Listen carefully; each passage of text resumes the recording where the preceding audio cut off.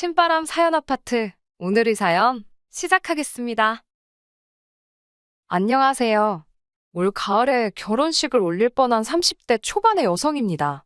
다른 여자들처럼 저도 저만을 위한 한 사람을 기다려왔고, 그게 바로 지금의 남자친구, 그러니까 지금은 헤어진 남자친구라고 생각했네요. 하지만 저만을 위한 남자라고 생각했던 남자친구는 저보다는 오히려 여동생만을 위한 오빠에 가까웠어요. 제가 미쳤다고 그 눈물 나는 우애에 끼어드나요? 어머님과 그 잘난 여동생에게 남자친구 고이 반납했습니다. 저와 헤어진 남자친구는 중학교 동창입니다. 저희가 다닌 중학교는 남녀공학이었고 남자친구는 제 짝꿍이었어요. 친하지는 않았습니다. 남자친구는 공부에 관심도 없었고 성적도 좋지 않았던 반면 저는 공부도 잘했고 성적도 좋았거든요. 한마디로 너무 다른 두 사람이었습니다. 상황이 그렇다 보니 남자친구도 저에게 관심이 없었고 저도 남자친구에게 관심이 없었습니다. 그런 저희가 다시 만나게 된 건 대학교를 졸업한 이후예요. 중학교 때 친구들 중 나서기를 좋아하던 몇몇이 모이자며 연락을 해왔거든요. 나갈지 말지 고민하고 있던 찰나에 한 친구가 혼자 나가기는 쑥스러우니 제발 같이 가달라고 통사정을 해왔습니다. 저도 다른 친구들이 어떻게 살고 있는지 궁금한 마음에 갈등하고 있었으니 못 이기는 척 같이 나가주었어요. 그리고 그곳에서 남자친구와 다시 마주하게 되었습니다. 어린 시절 까무잡잡하고 장난기가 흘러넘치던 남자친구는 키도 훌쩍 크고 자신감 넘치는 남자로 변해 있었어요. 나중에 데이트를 하면서 남자친구에게 들었는데 남자친구 눈에도 제가 많이 달라 보였다고 해요. 예뻐진 외모에 말투도 세련되어져서 정신을 차릴 수가 없었다나요. 아무튼 세월이 지난 탓인지 달라진 외모 탓인지 저희는 서로 누가 먼저랄 것 없이 반가워했고 연락처도 주고받았어요. 서로 다니던 회사가 멀지 않았기에 며칠 뒤 맥주라도 한잔하자며 약속을 잡게 되었습니다. 그렇게 다시 만난 남자친구와 저는 그동안 서로 어떻게 무엇을 하며 지냈는지 이야기를 나누게 되었어요. 둘 다 다음날 출근을 해야 했기에 한두 시간만 가볍게 이야기를 나누자고 했었는데 문득 시간을 보니 어느새 4시간이 훌쩍 지나 있었어요. 남자친구는 어땠는지 모르겠지만 그때 저는 어쩌면 우리가 더 진지한 사이가 될지도 모르겠다는 생각이 들었습니다. 길다면 긴 4시간 동안 저는 조금도 지루함을 느끼지 못했거든요. 그리고 역시나 제 예감대로 저희는 얼마 지나지 않아 연인 사이가 되었습니다. 비록 같은 중학교를 나오긴 했어도 남자친구에 대해서 제가 모르는 것들이 정말 많더라고요. 기억 속 장난꾸러기로 남아있던 남자친구는 겪어보니 오히려 다정하고 섬세한 사람이었습니다. 특히 가족을 생각하는 마음이 극진했어요. 사귄 지 얼마 되지 않았을 때 일입니다. 아무래도 연애 초반이다 보니 짬짬이 문자로 시시콜콜한 이야기를 주고받고 있었거든요. 그런데 출근한 지 얼마 되지 않은 남자친구가 반차를 쓰고 집에 간다고 하더라고요. 무슨 일이냐고 하니까 자기 여동생이 열감기가 심해서 지금 약 사들고 집에 가봐야 할 것 같다고 했습니다. 당시 남자친구는 5살 어린 여동생과 혼자이신 어머님까지 셋이서 한 집에 같이 살고 있었어요.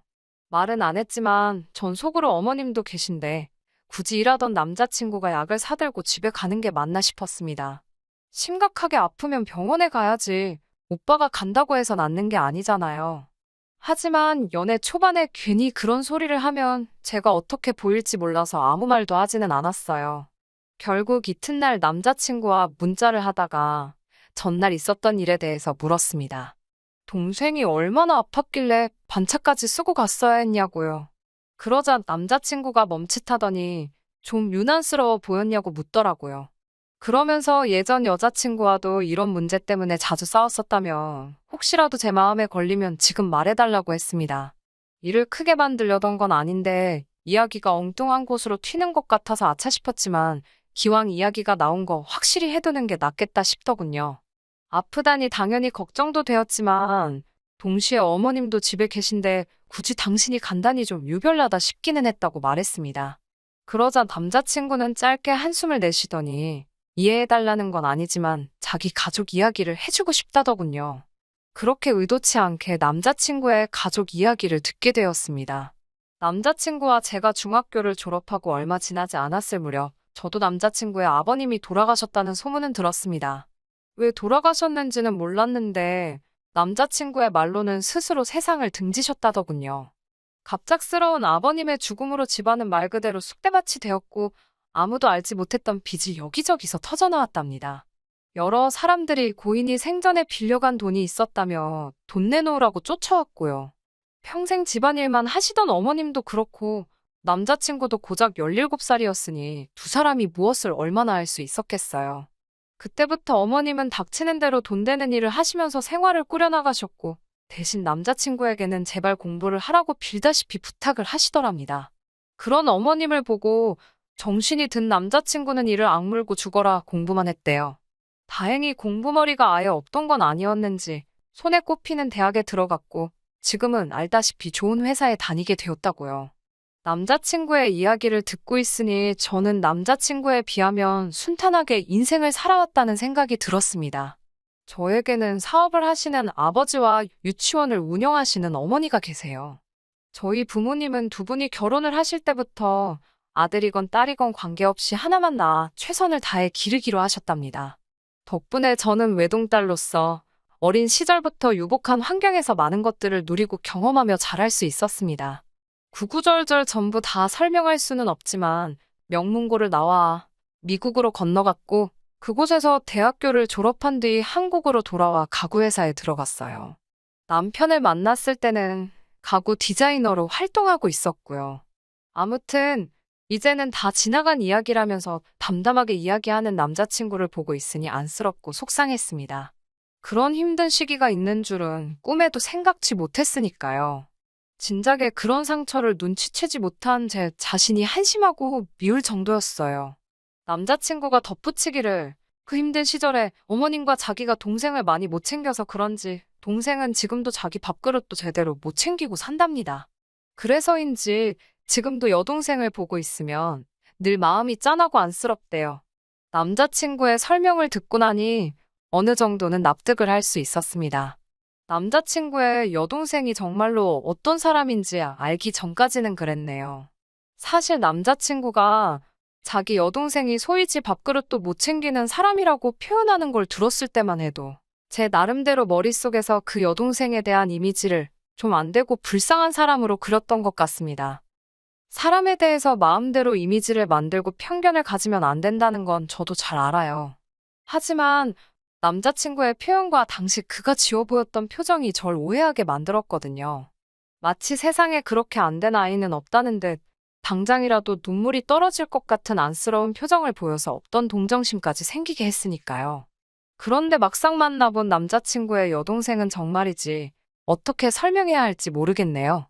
1년 정도 만났을 무렵 남자친구는 저에게 이제 진짜 한 가족이 되었으면 좋겠다며 저에게 청혼을 해왔습니다.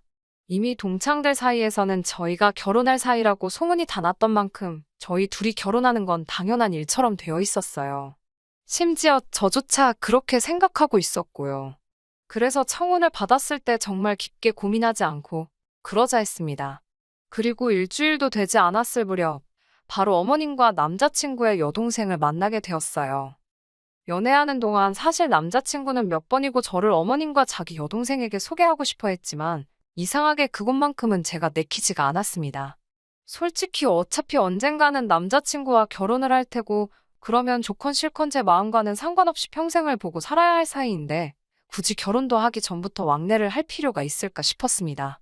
남자친구에게 이런 제 생각을 전했을 때 남자친구는 적잖이 충격을 받은 표정이었고 저에게 서운하다고까지 말했지만 제 고집을 꺾을 수는 없었어요. 실제로 저 역시 남자친구에게 단 한 번도 저희 부모님을 만나라고 하지 않았고요. 그렇다 보니 결혼 이야기가 본격적으로 나오고 나서야 비로소 어머님과 남자친구의 여동생을 만나기 위해 약속을 잡게 되었습니다. 남자친구가 어머님이 토요일 점심에 보자고 하신다며 올 때 무슨 TV에 나왔다는 명인이 만든 묵은지를 사올 수 있겠냐고 묻더라고요. 원래 며느리감이 시댁에 인사 올 때는 과일이나 한과 같은 선물을 사오는 게 예의라면서요. 저도 그 예의야 당연히 알고 당연히 사갈 생각이었지만 선물로 뜬금없이 묵은지를 사오라니 황당하고 기분이 좋지만은 않았습니다. 심지어 사오라는 그 묵은지는 특정 백화점에 가야만 살 수 있는 거더라고요. 솔직히 짜증은 났지만 어머님을 처음 뵈러 가는 자리인데 싫다고 할 수도 없어서 알겠다고 했습니다. 시간 계산을 해보니 그래도 아침에 일찍 출발하면 그럭저럭 시간을 맞출 수 있겠더라고요. 하지만 정말 가는 날이 장날이라더니 토요일 아침이었습니다. 아침 일찍 백화점에 가려고 차 시동을 거는데 도통 시동이 걸리지를 않더라고요. 급한 마음에 보험사에 전화를 하니 오려면 최소한 20분은 걸린다고 했습니다. 친구하고의 약속이면 미루기라도 해보겠지만 처음 시댁에 인사 가는 자리인데 그 어떤 핑계도 대고 싶지 않았고 당연히 늦기도 싫었습니다. 결국 차는 포기하고 택시를 불러서 백화점으로 향했어요. 그나마 다행히 어머님이 사오라고 하신 묵은지는 있더라고요. 그런데 아무리 포장을 해도 묵은지는 묵은지였습니다. 어디선가 계속해서 냄새가 나더군요. 도저히 이걸 들고 택시를 탈 수는 없겠다 싶어서 걱정을 하니 직원이 퀵서비스로 보내줄 수 있다고 했습니다. 3시간 내로 도착할 거라면서요. 비록 저보다 묵은지가 늦게 도착하겠지만 그래도 그게 최선의 방법이다 싶었어요. 정말이지 이 일로 그렇게 욕을 먹을 줄은 몰랐어요. 시댁에 도착하니 어머님께서 문을 열어주셨습니다. 오느라 고생했다 하시면서 시선은 제 손으로 향하시더라고요. 그리고는 제 비어있는 양손을 발견하시곤 살짝 언짢으신 목소리로 왜 빈손이냐고 물으셨어요. 첫 질문이 묵은지라서 꽤나 당황스러웠습니다. 저는 묵은지는 택배로 오고 있다고 했습니다. 차가 고장이 나서 도저히 직접 가지고 올 수 없었다고요.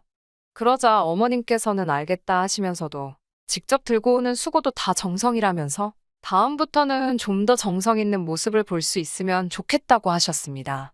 이게 말로만 듣던 시집살이인가 싶어서 황당하긴 했지만 일단은 알겠다고 죄송하다고 말씀드렸지요. 어머님께서는 묵은지랑 같이 점심을 먹으려고 했는데 점심을 좀 늦게 먹어야겠다며 마치 저 들으라는 듯이 한숨을 쉬셨습니다. 그때 방에서 누군가 나왔습니다. 남편의 여동생이었어요. 그런데 배가 나왔더라고요. 여동생이 임신했다는 소리는 못 들었기에 좀 놀랐습니다. 저를 보더니 왔어요? 라고 짧게 한마디 하더라고요. 저보다 어리긴 해도 어쨌든 초면이니까 말을 놓을 순 없으니 안녕하냐고 인사를 건넸지만 절 한번 힐끗 보고는 고개를 까딱하고 가더라고요. 잘 들리지는 않았지만 남자친구의 여동생이 부엌에 계신 어머님께 배고프다고 징징거리는 것 같았습니다. 그리고 몇 분 뒤 짜증스러운 얼굴로 부엌에서 나와서는 묵은지 언제 오냐고 저에게 묻더라고요. 제가 이제 금방 올 거라고 대답했더니 전화 좀 해보랍니다. 배달 음식도 아니고 어떻게 조회를 해야 할지 저도 잘 모르겠다고 하니까 그럼 들고 왔어야 하는 거 아니냐고 신경질을 부리더라고요. 제가 하도 어이가 없어서 그랬는지 저도 모르게 눈을 치켜뜨며 여동생을 쳐다봤나 봅니다. 남자친구가 저더러 자기 여동생이 지금 임신 중이라서 예민해서 그렇다며 조금만 이해해 달랍니다. 임신을 내가 하라고 한 것도 아닌데 왜 처음 본 나한테 난리인가 싶어서 저도 있는 대로 짜증이 났지만 남자친구 입장을 생각해 꾹 참고 있었습니다. 그리고 얼마 지나지 않아 문제의 묵은지가 도착을 했습니다. 그제서야 여동생의 기분도 좀 나아진 듯 했고 집안 분위기도 좀 누그러지는 듯 했어요. 식사가 시작되고 어머님께서 저에게 이런저런 질문들을 하셨습니다. 특히 제가 남자친구나 남자친구의 여동생과 달리 상대적으로 여유로운 학창시절을 보냈다는 사실에 큰 관심을 보이셨습니다. 당신 자식들은 부모를 잘못 만나서 정말 힘들게 컸다며 앞으로 살면서 제가 가진 운과 복을 함께 나눠주면 좋겠다고 하셨는데 그때는 그게 무슨 뜻으로 하시는 말씀인지 이해하지 못했습니다. 그저 한 가족으로서 다 같이 잘 살면 좋겠다는 정도로 이해를 했고 당연히 저도 그러겠다고 대답했지요. 그렇게 제 생각에는 나쁘지 않았던 첫인사를 드리고 집으로 돌아왔습니다. 그날 밤 남자친구에게 고생했다며 전화가 걸려왔어요. 묵은지 이름 미안하다 하면서 자기도 자기 여동생이 임신한 걸 안 지 얼마 되지 않았답니다. 그런데 여동생이 저한테 쪽팔린다고 절대로 말하지 말라고 하도 신신당부를 해서 말을 해줄 수가 없었대요.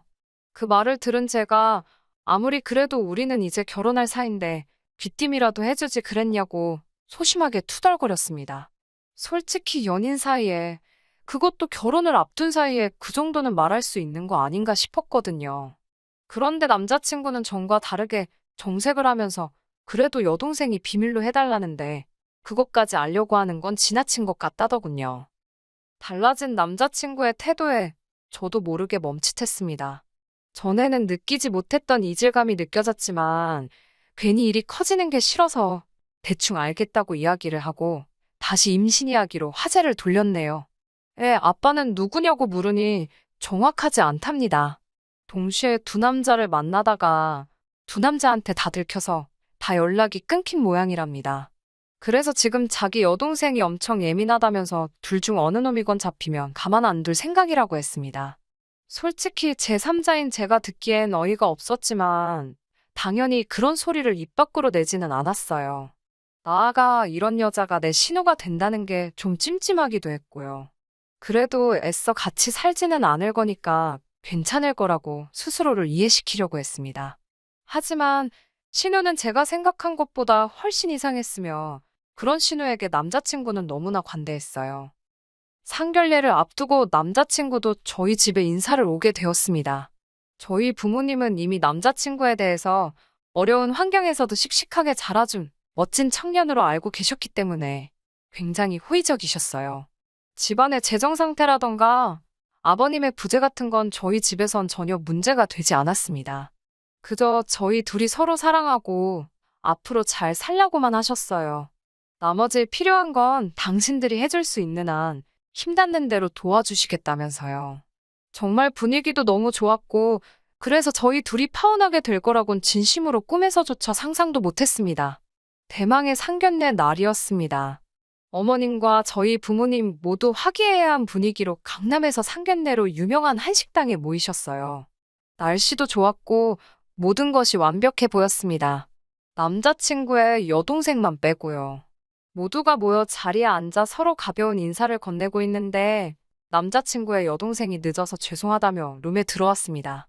그러자 남자친구가 반사적으로 일어나더니 여동생이 앉을 자리로 달려가 의자를 빼주더라고요. 그걸 본 저희 부모님은 두 사람이 우애가 아주 좋은가 보다며 웃으셨어요. 하지만 정작 남자친구는 저에겐 그런 적이 한 번도 없었기에 제 기분은 별로 좋지 않았습니다. 게다가 남자친구의 여동생은 저희 부모님에게 어머님, 아버님이라고 꼬박꼬박 불러가면서 말을 걸어왔습니다. 결혼식을 비롯한 신혼살림하고 혼수, 예단 등 할 이야기가 많은데 자꾸 남자친구의 여동생이 쓸데없는 이야기를 하니까 대화의 흐름이 끊어질 수밖에 없었지요. 결국 제가 여동생에게 아가씨, 일단 중요한 것부터 정리를 해야 하니까 잠깐만 조용히 해주겠냐고 한마디를 했습니다. 그러자 여동생은 저를 보면서 벌써 윗사람 행세하는 거냐고 묻더라고요. 아예 자기가 밖에 나가 있겠다며 당장이라도 일어날 것처럼 쇼까지 하면서요. 그런데 남자친구가 왜 그러냐며 그걸 또 붙잡았습니다. 저희 부모님도 당황하셔서는 저에게 괜찮다고 그냥 두라고 하셨습니다. 분명 제 결혼식을 위한 자리인데 남자친구 여동생이 초를 치고 있는 것 같아서 정말 화가 나더라고요. 결국 사정을 숨기지 못한 제가 남자친구 여동생한테 할 말이 더 있냐고 있으면 먼저 하고 집에 가달라고 했습니다. 그러자 저희 부모님더러 뜬금없이 자기가 임신을 했다는 이야기를 하더라고요. 저희 부모님도 얼떨결에 그러냐고 축하한다고 하셨습니다. 그러자 이번에는 언니가 저희 오빠랑 결혼하면 집을 정말 사주실 거냐고 묻더라고요. 사실 저희 아버지께서 집을 사주시고 싶어 하신 건 사실이에요. 남자친구도 이 사실을 알고요. 그렇지만 분명히 제가 남자친구에게도 아버지에게도 집을 받지 않겠다는 의사를 밝힌 상태였습니다. 그런데 남자친구의 여동생이 그런 소리를 하니 황당했어요. 저희 아버지께서도 그게 왜 궁금하냐고 물어보시더군요. 그러자 남자친구의 여동생이 한다는 소리가 아주 가관이었습니다. 그 집 사주신다는 돈을 자기와 어머님께 달랍니다. 자기네 집 기둥뿌리 뽑아가는 값이라나요. 저는 제가 잘못 들은 줄 알았습니다. 제 귀를 의심했어요. 어처구니가 없어서 제가 아가씨가 무슨 자격으로 그 돈을 탐내냐고 물으니 옆에 있던 남자친구가 저더러 잠깐만 밖에서 이야기 좀 하자며 저를 불러내더라고요. 그 모습을 본 저희 어머니가 나가지 말라고 들을 필요도 없어 보인다며 저를 잡으셨습니다. 저희 어머니는 이미 화가 많이 나신 눈치였어요. 반면에 남자친구 어머님은 완전히 당신은 아무것도 모르겠다는 식이셨습니다. 당신 딸을 어쩌지 못하시는 듯 했어요. 아무튼 저는 말 같지도 않은 남자친구 여동생의 언행에 화가 나기도 했고 그 와중에 남자친구는 또 무슨 헛소리를 하려는 건지 궁금하기도 해서 어머니의 만류에도 불구하고 남자친구를 따라 나갔습니다. 남자친구는 저에게 이번에 한 번만 자기 여동생 뜻대로 해달랍니다. 평생을 본인, 그러니까 오빠인 자기한테 치여서 살았다는 자격지심 때문에 지 인생을 허투루 써버린 불쌍한 애라나요. 그거 보상해준다 생각하고 집 사는 대신 그 돈 자기 여동생하고 평생 고생만 하신 어머님 드리자고 하더군요. 두 사람 다 자기 인생에선 무엇과도 바꿀 수 없는 소중한 존재들이라나요. 남자친구는 집값의 절반도 좋다면서 지나간 세월을 돌려줄 순 없으니 돈으로라도 보상을 해주자며 계속해서 저를 설득하려 들었습니다. 어찌나 어이가 없던지 실소가 새 나오더라고요. 제가 그걸 왜 내 부모님 재산으로 하냐고 하니까 네 부모님이 아니고 우리 부모님이랍니다. 사위도 자식이지 않냐면서요. 제가 제정신이냐고 물었습니다. 그러자 남자친구가 그러면 어떡하냐고 오히려 저에게 되묻더군요. 불쌍한 자기 어머니와 여동생은 어떻게 해야 하냐고요. 그런 남자친구를 보며 제가 당신 눈에 당신 가족들이 안쓰럽고 불쌍한 건 알겠지만 그 보상을 왜 내 부모님이 해야 하냐고 다시 물었습니다. 그리고 당신 여동생은 그걸 왜 그렇게 당당하게 요구하는 거냐고요. 이유도 알고 싶지 않고 어쨌든 그렇게는 못 해준다고 선을 그었어요. 그러자 남자친구는 원망이 가득한 목소리로 절 다시 봤다면서 저더러 그렇게 독한 사람이었냐고 그럽니다. 그 돈 없어도 너나 너희 가족은 어떻게 되는 것도 아니면서 정말 너무하답니다. 금수저로 태어나서 복받은 인생인 제가 뭘 알겠냐며 빈정거리기까지 하더라고요. 솔직히 제가 남자친구보다 나은 운명을 가지고 태어났다고 한다면 그걸 부정하지는 않겠습니다. 하지만 남자친구가 그런 식으로 생각하는 사람인 걸 진작에 알았다면 함께 미래를 만들어갈 계획 같은 건 세우지도 않았을 거예요. 저는 뒤도 돌아보지 않고 바로 방으로 돌아가 부모님께 한마디도 더 하실 필요도 들으실 필요도 없다고 말씀드린 뒤 집으로 가자고 했습니다. 이 결혼은 안 할 거라고요. 저희 부모님은 제 말에 놀라신 눈치였지만 바로 납득하신 듯 계산은 저희 쪽에서 하겠다는 말씀만 남기시고 자리에서 일어나셨습니다. 그제서야 어머님께서 뭔가 오해가 있는 것 같다며 좀 더 이야기를 하자고 잡으셨지만 소용없는 일이었어요. 남자친구의 여동생은 저에게 잘 보일 생각이 없는 거냐며 어이없다고 문자를 보내왔더라고요. 그 문자를 저희 어머니께 보여드리니 제정신이 아닌 것 같다면서 상종도 말라 하셨습니다. 저는 동창들 중 가까운 2명에게만 이러한 이유로 결국 파혼하게 되었다고 말했습니다. 소문이 날 걸 알고 있었고 아니나 다를까 금세 다들 알게 되었더라고요. 다행히 예약해놓은 것들이 많지 않아서 손해본 금액은 100만 원 미만이었기에 그냥 제가 안고 가기로 했습니다. 남자친구는 자기가 아무래도 말을 잘못한 것 같다면서 만나서 이야기하자고 몇 번이고 연락을 해왔지만 이번 일로 확실히 알겠더라고요. 단순히 경제적인 것뿐만 아니라 모든 면에 있어서 어느 정도라도 상황이 비슷한 사람끼리 만나는 게 왜 중요하다고 어른들이 말씀하시는지 말이에요. 헤어진 지 얼마 되지 않아서 불현듯 마음이 허할 때가 있긴 합니다만 그래도 생각했던 것보단 의외로 마음이 편하네요. 최선을 다해서 아낌없이 사랑했기 때문이겠지요. 후회는 없으니까 그걸로 됐습니다. 끝까지 들어주셔서 감사합니다. 오늘의 사연은 여기까지입니다. 구독과 좋아요, 알람 설정 부탁드리고 더 좋은 사연으로 다시 찾아뵙겠습니다. 감사합니다.